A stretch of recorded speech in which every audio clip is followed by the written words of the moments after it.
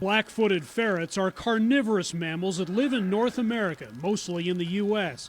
Considered an endangered species, these critters nearly went extinct around 1980. We have about 300 ferrets in captivity. Back in 2014, Pete Gober with the U.S. Fish and Wildlife Service showed us around the National Black-footed Ferret Conservation Center in Colorado, which runs a captive breeding program for these animals. They're a highly specialized predator that relies on prairie dogs for both food and the burrow system for protection from their own predators like coyotes and golden eagles.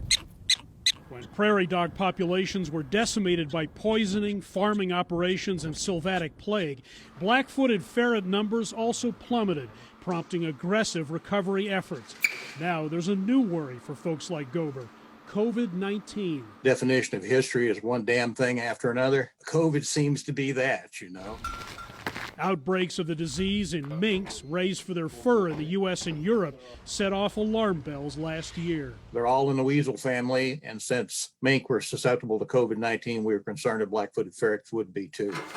So we kind of really got rattled. Ferret managers decided to inoculate them with a COVID-19 vaccine. The drug was developed by the National Wildlife Health Center and administered to 2/3 of Colorado's captive ferrets.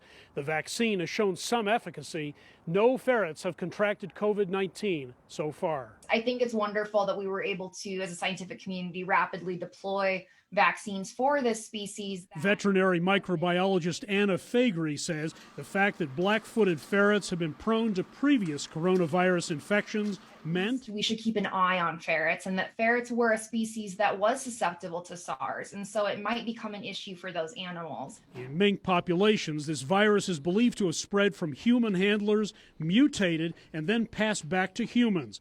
Millions of these animals were culled after the outbreaks.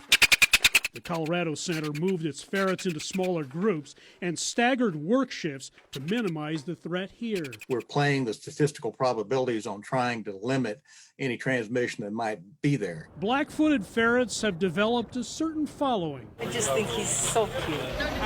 The COVID-19 vaccine and others that may soon be commercially available are aimed at maintaining their introduction into the wild and keeping this very vulnerable species